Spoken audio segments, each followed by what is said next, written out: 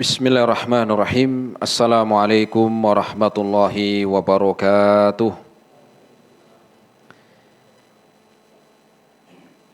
Alhamdulillahi rabbil alamin. Wassalatu wassalamu ala rasulillahil amin. Wa ala alihi wa ashabihi wa man tabi'ahum bi ihsanin ila yaumiddin. Amma ba'du. Alhamdulillah, kita bersyukur kepada Allah Subhanahu wa ta'ala di kesempatan siang hari ini. Kita masih diberikan kesehatan, taufik dan hidayahnya. Semoga amal ibadah kita Allah Subhanahu wa ta'ala menerimanya. Dan semoga ilmu yang kita dapatkan bisa kita amalkan sebagai bekal untuk menghadap kepada Allahu Rabbul Alamin. Kemudian salawat dan salam kita sampaikan kepada Nabi Muhammad sallallahu alaihi wasallam beserta keluarganya, para sahabatnya dan umatnya sampai hari kiamat nanti. Jamaah rahimani Allah wa iyyakum jami'an, kita melanjutkan kembali dalam kajian rutin di Balu Bait TV dengan bahasan dari kitab Adabul Mufrad, kitab yang ditulis oleh Al-Imam Al-Bukhari rahimahullahu ta'ala, di mana kitab tersebut adalah berisikan tentang adab-adab, kemudian akhlak, etika dan juga yang lainnya. Nah, siang hari ini insyaallah ta'ala kita akan melanjutkan bab yang ke-27, yaitu keutamaan silaturahim. Bab yang ke-27, keutamaan dari silaturahim. Dan kita masuk hadis yang ke-53. Karena di pertemuan yang lalu telah kita sebutkan hadis yang ke-52. Silakan bisa dilihat ya bukunya dan buka halaman 74 ya, 74. Hadis yang ke-53 dari bab tentang keutamaan silaturahim. An Abdurrahman ibni Auf, dari sahabat Abdurrahman bin Auf, annahu sami'a Rasulullah sallallahu alaihi wasallam yaqul, bahwa Abdurrahman bin Auf mendengar Rasul sallallahu alaihi wasallam bersabda, qala Allahu azza wa jal, Allah berfirman. Ini hadis qudsi. Hadis qudsi. Apa kata Allah? Ana ar-Rahman, saya adalah ar-Rahman. Wa ana khalaqtur rahima, aku yang menciptakan rahim. Washtaqaqtu laha minasmi, dan aku ambil sebutan rahim itu diambil dari namaku. Aku ambil nama rahim itu diambil dari nama Ar-Rahman. Faman wasolaha wasoltuhu, barang siapa yang menyambung rahim, aku akan menyambungnya. Waman qata'aha batattuhu, dan barang siapa yang memutus, aku akan memutusnya. Hadis riwayat Al-Imam Al-Bukhari, Al-Imam Ahmad dan yang lainnya dalam kitab Al-Adabul Mufrad.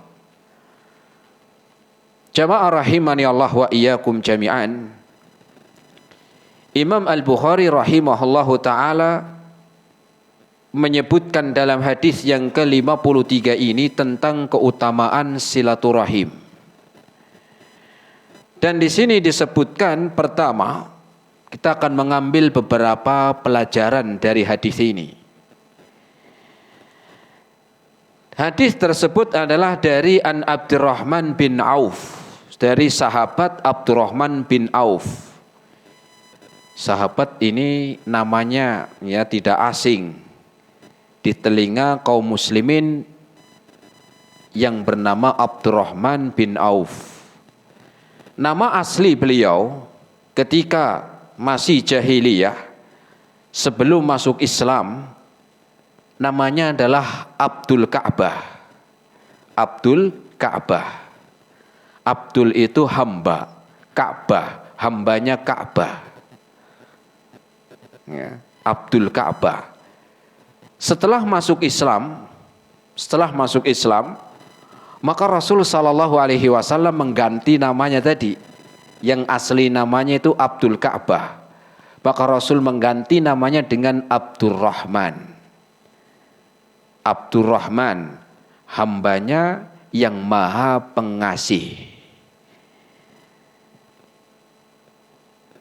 Abdurrahman bin Auf, kita akan sedikit ya mengenal sahabat yang mulia ini. Abdurrahman bin Auf, beliau adalah orang Quraisy dari Mekah, termasuk salah satu sahabat Nabi SAW yang pernah hijrah 2 kali. Loh, hijrah bukannya sekali Ustadz, 2 kali. Hijrah yang pertama itu adalah ke Habasyah, ke Ethiopia Timur, Afrika Timur, Ethiopia. Kemudian hijrah yang kedua adalah ke Madinah. Abdurrahman bin Auf pernah ikut hijrah 2 kali. Kemudian juga sahabat ini termasuk salah seorang dari sahabat Nabi yang awal-awal masuk Islam. Ya, disebutkan, ada yang mengatakan ya beliau masuk Islam ya di awal-awal, ya mungkin masih hitungan puluhan lah. Kalau kita bukan puluhan lagi, jutaan, makan lebih malah. Abdurrahman bin Auf ini ya masuk Islam didakwai oleh sahabat Abu Bakar. Jadi masuk Islamnya Abdurrahman bin Auf karena yang ngajak itu Abu Bakar. Kira-kira Abu Bakar pahalanya banyak enggak? Banyak. Kenapa? Bisa ngajak orang masuk Islam. Jangankan ngajak orang masuk Islam, ngajak pengajian aja itu pahalanya banyak. Ya. Jangankan ngajak pengajian, ngadain pengajian saja pahalanya banyak. Apalagi sampai mengajak seorang dapat hidayah, dapat ilmu. Dan sahabat ini diantaranya sahabat Abu Bakar, masuk Islam didakwai oleh sahabat Abu Bakar. Dan beliau termasuk dari 10 orang yang dijamin dengan surga, Abdurrahman bin Auf. Dan Abdurrahman bin Auf walaupun seorang sahabat yang telah dijamin dengan masuk surga, itu bukan berarti amalannya, ibadahnya itu malas, enggak. Justru beliau itu luar biasa. Kalau kita baca sejarahnya, ya sholat sunnahnya luar biasa, infaknya, sedekahnya luar biasa. Ya.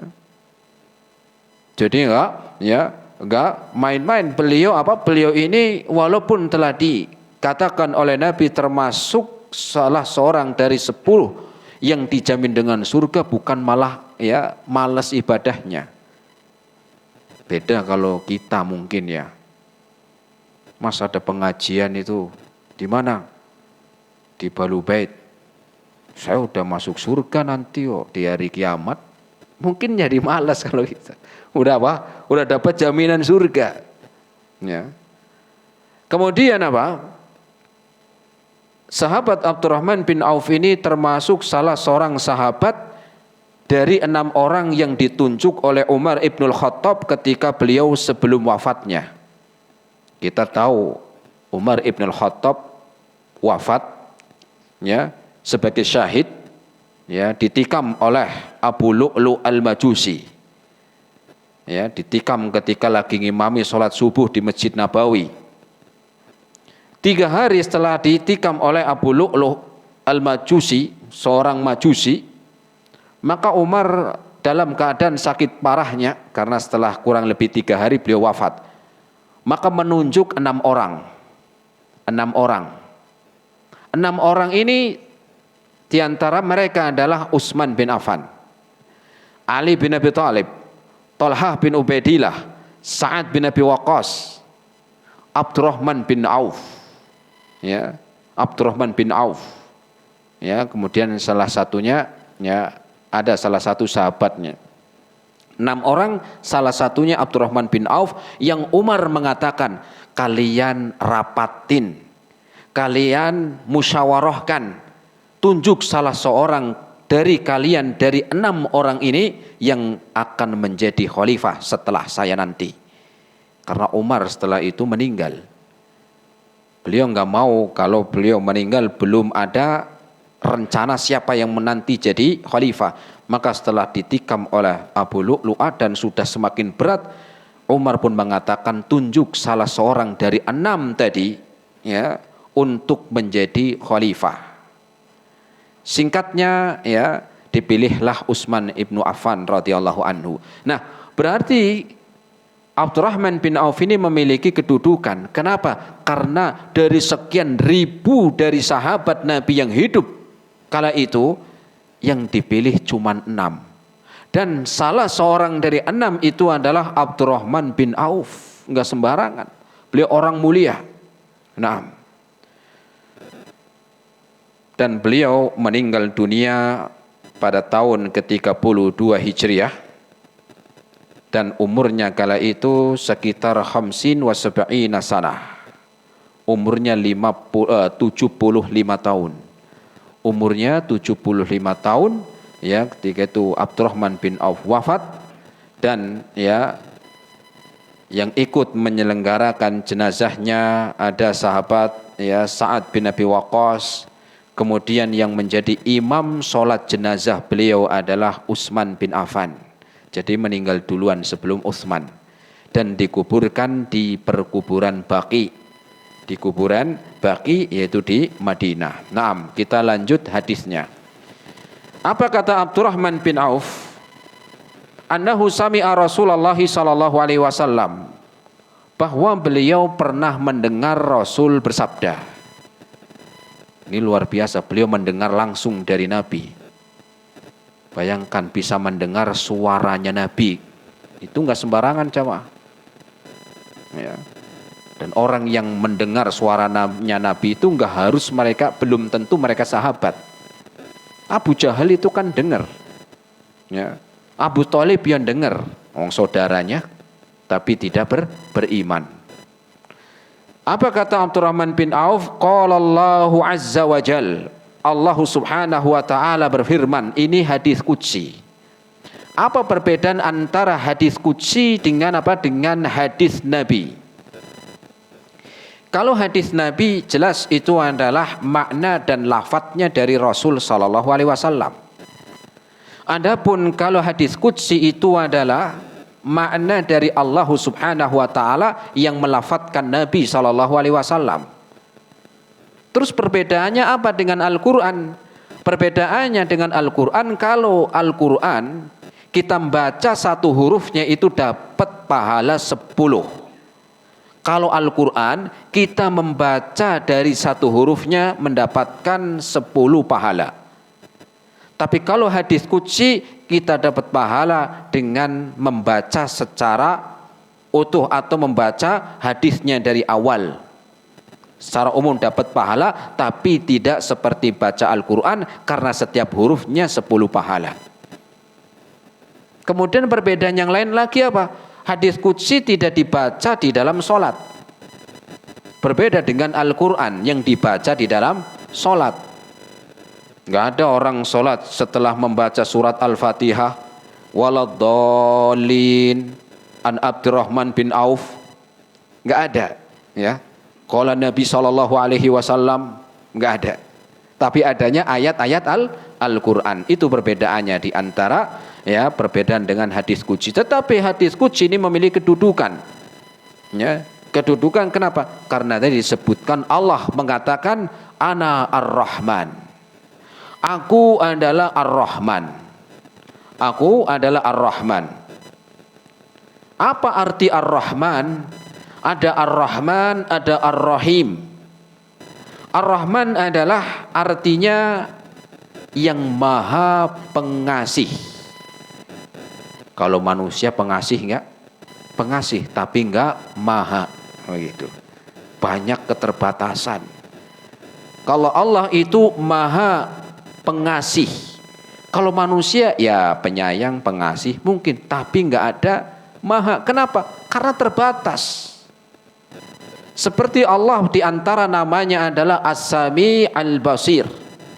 Allah maha mendengar, Allah maha melihat. Manusia mendengar, manusia melihat, iya, tetapi pendengaran dan penglihatan manusia itu sangat terbatas. Ada manusia yang mendengar 10 meter mendengar, tapi 20 meter sudah nggak dengar. Atau apalagi yang jauh. Sama, melihat, ada orang kalau manusia itu pandangannya itu terbatas. Nggak tahu yang di luar sana, nggak tahu apa itu yang terjadi di simpang 5, nggak tahu. Tetapi Allah mendengar, Allah maha mendengar, maha melihat, baik yang dekat ataupun jauh, ya, baik yang dekat ataupun yang jauh. Nah, nama Allah di sini kata Nabi SAW, Ana Ar-Rahman, aku adalah yang maha pengasih, yang maha pengasih. Kemudian wa ana khalaqtur rahima. Di antara tanda kasih sayang Allah Subhanahu wa taala, Allah ciptakan rahim. Allah menciptakan apa? Rahim. Di antara efek dari kemaha kasih sayangnya Allah, Allah ciptakan rahim. Kenapa di sini Allah sebutkan Ana Ar-Rahman, aku adalah maha pengasih? Karena Allah sangat sayang, Allah sangat mengasihi kepada hambanya. Buktinya apa? Bukti di antara Allah itu Ar-Rahman, Allah ciptakan manusia dan fasilitas untuk manusia. Allah ciptakan manusia dan Allah ciptakan fasilitasnya. Ya, Allah berikan. Bahkan semua yang ada di bumi ini Allah ciptakan untuk manusia. Ya. Kira-kira kalau bumi ini dilihat dari satelit, antum kelihatan nggak? Kelihatan nggak? Nggak kelihatan. Jangankan antum, rumahnya kelihatan nggak? Nggak kelihatan. Jangankan rumahnya, kampungnya kelihatan? Enggak. Kelurahannya? Enggak kelihatan juga. Kelurahannya juga enggak kelihatan. Bayangkan, Allah ciptakan ya kenikmatan yang ada di bumi ini, dari semua yang Allah berikan fasilitas yang ada di bumi yang kita enggak lihat, enggak kelihatan kalau dilihat dari satelit. Kita ini menunjukkan makhluk yang sangat kecil. Tetapi fasilitas yang Allah berikan luar biasa untuk manusia. Itu diantara tanda kasih sayang Allah Subhanahu wa taala, Ana Ar-Rahman. Ya, udara, Masya Allah, Allah beri pada kita udara. Ya, dapat udara di kantor, dapat udara di masjid, dapat udara di mana? Di pasar. Gratis. Bayangkan kalau kita itu udara itu nyewa, berapa umur jenengan ini? Nyewanya satu bulan 2 juta. Berapa umurnya? Seandainya nyewa tuh. Itu baru nafas, belum telinga untuk mendengar, belum mata untuk melihat, kaki untuk berjalan, belum fasilitas yang ada di dalam tubuh manusia. Ini bentuk kasih sayang Allah, maka Allah katakan Ana Ar-Rahman. Bukan hanya itu saja. Allah Subhanahu wa taala di antara tanda atau efek kasih sayang Allah dari namanya Ar-Rahman, Allah turunkan Al-Qur'an. Allah turunkan apa? Al-Qur'an. Sebagai apa Al-Quran? Sebagai petunjuk, sebagai hidayah. Diterangkan jalan-jalan yang mengantarkan keselamatan, ditunjukkan jalan-jalan yang mengantarkan ke neraka. Kalau nanti di hari kiamat ada orang yang masuk neraka, na'udzubillah, maka salah sendiri. Padahal Allah sudah ngasih jalan masuk surga. Kenapa milihnya jalan masuk neraka? Salahmu dewe, katanya orang. Kemudian di antara efek dari kasih sayang Allah Subhanahu wa taala, Allah utus Rasul. Allah utus Rasul untuk mengajarkan tata cara ibadah. Karena kita diperintahkan oleh Allah untuk beribadah setelah kita ada di dunia, setelah kita diciptakan. Kemudian Allah perintahkan beribadah. Lah bagaimana kita beribadah sedangkan kita tidak mampu melihat menyaksikan Allah? Maka Allah utus Rasul. Rasul yang jelasin Allah begini, Allah satu-satunya yang diibadahi, Allah yang menciptakan, Allah yang mengatur alam. Kemudian terus ibadahnya gimana? Rasul ngajarin. Sholat begini, dari mulai takbir sampai salam diajarin. Puasa dari mulai kapan sampai kapan, apa yang membatalkan diajarin. Haji dari A sampai Z diajarkan, ya. Umrah dari awal sampai akhir diajarkan. Kemudian semua ibadah diajarkan oleh Nabi. Ini bentuk kasih sayang Allah Subhanahu wa taala. Kurang apa? Dan di antara bentuk kasih sayang Allah, karena Allah menyebutkan Ana Ar-Rahman, adalah efek di antara kasih sayang Allah, yaitu apa? Kasih sayang seorang ibu kepada anaknya. Itu efek dari kasih sayang Allah. Makanya lihat seorang ibu yang melahirkan, itu apa? Perjuangan yang berat, meregang nyawa, ya. 9 bulan mengandung, ada yang malah lebih, 10 bulan, ada yang 12 bulan, keluar sudah jenggotan, ya. Kemudian ketika lahir berat, ya, bahkan tidak sedikit yang sampai ibunya meninggal setelah melahirkan, ya. Tapi apakah ketika sudah lahir tuh bayi, kemudian ibunya marah-marah, gara-gara kamu nih 9 bulan saya menderita? Pernah dengar? Nggak ada. Nggak pernah kita dengar begitu. Ketika bayinya sudah keluar, kemudian dimarahin sama emaknya, gara-gara kamu nih. Kenapa? Justru langsung didekap, malah suruh nyusu. Itu bentuk kasih sayang. Nah, ini kasih sayang ibu kepada anaknya, kepada bayinya. Itu efek dari kasih sayang Allah Subhanahu wa taala. Kemudian di antara efek kasih sayang Allah adalah Allah apakah mengatakan ana khalaqtur rahima. Aku ciptakan rahim kekerabatan. Di mana istimewanya rahim kekerabatan? Sehingga itu adalah efek dari kasih sayang Allah. Dari mananya? Dari ketenangannya. Dari ketenangannya. Dari ketenangan yang seperti apa kok dikatakan ana khalaqtur rahim? Aku menciptakan rahim. Sebagai efek dari aku adalah yang maha pengasih. Karena dengan adanya kekerabatan itu akan mendatangkan ketenangan. Saya ulangi. Dengan adanya kekerabatan, rahim itu mendatangkan ketenangan. Ya.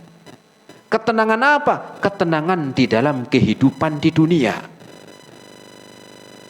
Dari apa? Dari saling membutuhkan sesamanya.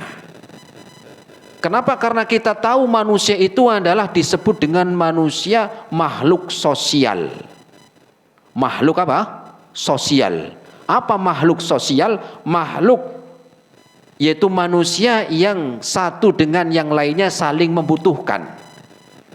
Tidak hidup sendiri, tetapi saling membutuhkan satu dengan yang lain.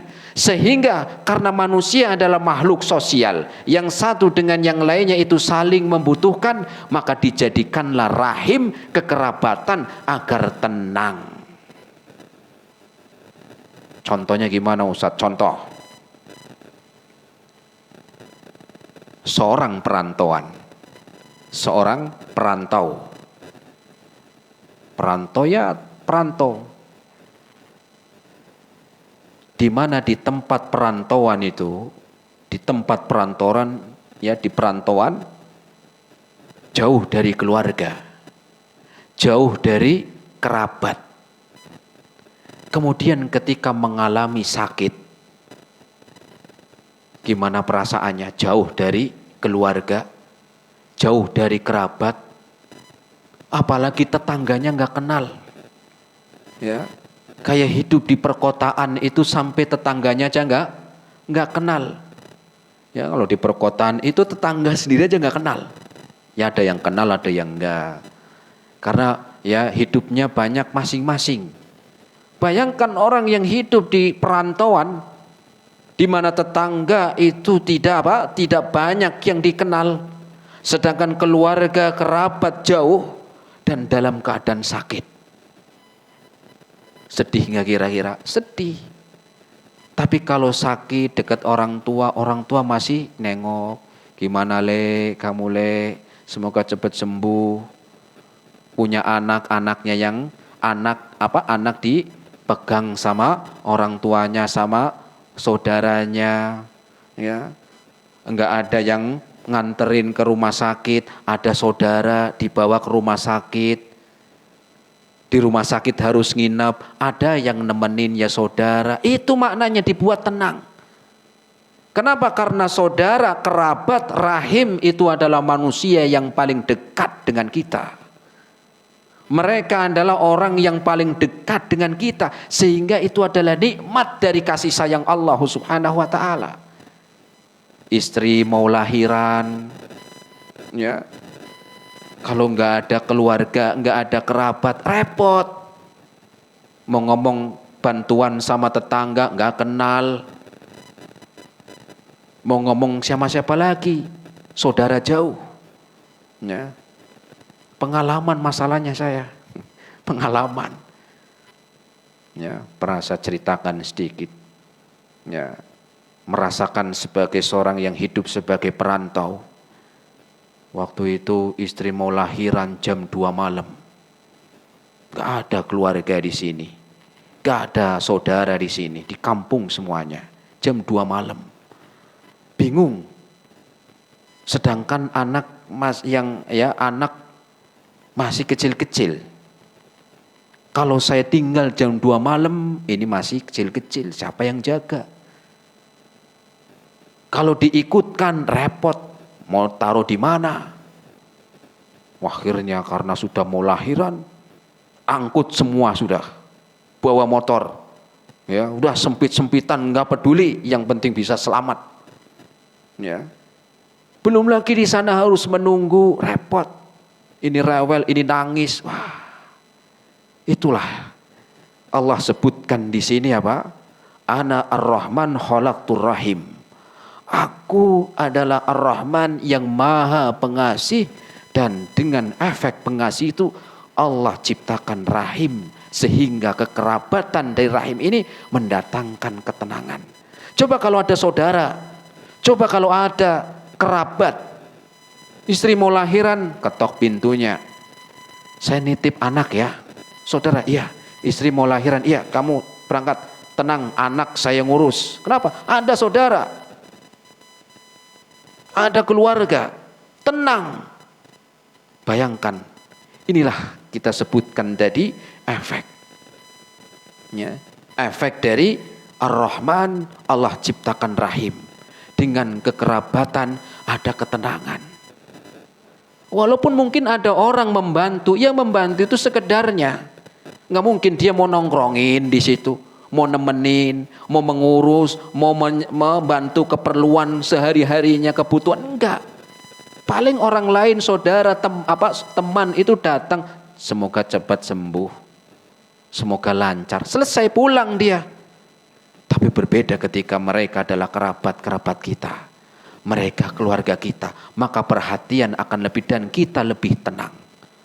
Makanya Rasul mengatakan dalam hadis qudsi ini, ya, ana khalaqtur rahima. Aku menciptakan rahim dengan efek kasih sayang Allah Subhanahu wa taala. Tetapi sayangnya banyak orang yang memutus rahim. Tetapi sayangnya banyak orang yang memutus kekerabatan. Padahal itu tadi disebutkan efek menjadikan ketenangan. Tapi banyak orang yang memutus kerabat, memutus keluarga. Cuman gara-gara warisan. Cuman gara-gara apa? Warisan. Merasa yang paling tua, harusnya saya yang dapat warisan banyak. Ya, yang sana nggak terima karena merasa yang sudah ngurus orang tua, yang sudah ngurus orang tua yang nganterin ke rumah sakit bolak-balik kontrolnya obatnya, ya, akhirnya sama-sama nggak terima, ya. Sudah kalau begini kita putus kerabat. Nah, padahal nikmat di dalam yang Allah berikan dari kasih sayangnya itu adalah kerabat mendatangkan ketenangan. Ya. Walaupun nggak harus bareng, tetapi kalau dekat-dekat dengan keluarga, ya, dengan kerabat senang. Di Semarang ada saudara senang, sama-sama merantau di satu kota yang sama, senang ada kerabat, ada saudara. Ya. Tapi sayangnya banyak orang yang memutus kerabatan, naudzubillah. Ya. Kemudian Rasul mengatakan wasyaqaqtu laha min ismi, dan aku ambil kata rahim adalah dari namaku Ar-Rahman. Dari namaku Ar-Rahman. Ya. Dari namaku Ar-Rahman yang maha pengasih. Ini kan istimewa tentang rahim, makanya disambung silaturahim. Ya. Karena ini adalah bentuk kasih sayang Allah. Bukan malah diputus cuman gara-gara warisan. Cuman gara-gara ya mungkin ada masalah kecil jadi ribut. Ya, jangan. Ini istimewanya kerabat rahim diambil dari nama Ar-Rahman. Faman wasolaha wasaltuhu, maka barang siapa yang menyambung rahim, menyambung silaturahim, aku akan sambung. Apa artinya? Allah akan menyambung manusia, orang-orang yang menyambung silaturahim. Allah yang menyambung, apa maknanya Allah menyambung? Allah akan berikan karunia dan rahmatnya. Maka barang siapa yang menyambung silaturahim, aku akan berikan untuknya kasih sayangku. Aku akan beri rahmatku. Aku akan berikan karunia untuk dia. Apa bentuknya? Kalau kasih sayang Allah, rahmat Allah yang diberikan kepada hambanya, itu bentuknya macam-macam. Enggak cuma satu. Ya. Mungkin dimudahkan rezekinya, kerjanya gampang, enak, cukup. Mungkin bentuk di antara rahmat dari Allah dengan sebab karena silaturahim. Dia menjaga silaturahim. Atau mungkin di antara rahmat Allah urusannya dipermudah. Masalah-masalah yang besar tetapi diberikan jalan-jalan kemudahan untuk menyelesaikan. Atau rahmat Allah berupa dari umurnya. Allah panjangkan umurnya. Mungkin ya. Karena rahmat Allah itu luas, kasih sayang Allah luas. Maka jalan untuk mendapatkan rahmat kasih sayang Allah adalah silaturahim. Rahmat Allah itu luas. Mungkin juga di antaranya jarang sakit, ya, sehat, ya, paling sakit pun sakit ringan, nggak sampai ke rumah sakit, apalagi sampai nginep, apalagi sampai opnam. Ya, sakitnya ya wajar, sakit pilek wajar, kecapean masuk angin, dikerokin sembuh, Nggak butuh apa? Nggak butuh nginep di rumah sakit, cuma dikerok begini hilang. Mungkin dia bisa aja dari rahmat Allah Subhanahu wa taala. Dan juga dimudahkan hidayah dan juga ampunannya. Ini semua rahmat-rahmat Allah. Maka di antara kalau kita pengen mendapatkan rahmat Allah adalah sambung silaturahim. Kemudian Rasul melanjutkan, waman qata'aha batattuhu, dan barang siapa yang memutus apa? Silaturahim, aku akan putus dia. Putus dari apa? Dari rahmatnya. Allah putus dari rahmat kasih sayangnya. Kalau diputus di kerjaan gampang, di PHK nyantai, cari kerja yang lain. Diputus pacar, memang gak pacaran. Diputus mertua, cari mertua lagi. Ya, cari mertua lagi. Ya, macam-macam. Diputus sekolah, daftar di sekolah yang lain. Ya. Atau mungkin diputus dari apa lagi?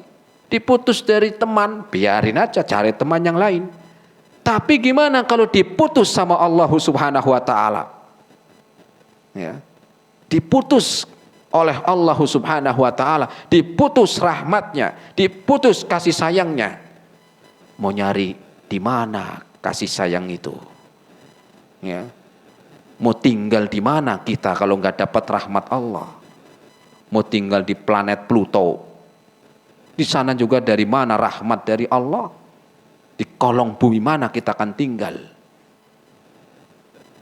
Maka disebutkan waman qata'aha batattuhu, dan barang siapa yang memutus silaturahim, aku akan putus dari rahmatnya. Apa diantaranya? Ya, diputus dari rahmat Allah tadi. Di antaranya masalah nggak selesai-selesai. Masalah yang satu nggak selesai, tambah masalah. Hidupnya penuh dengan masalah.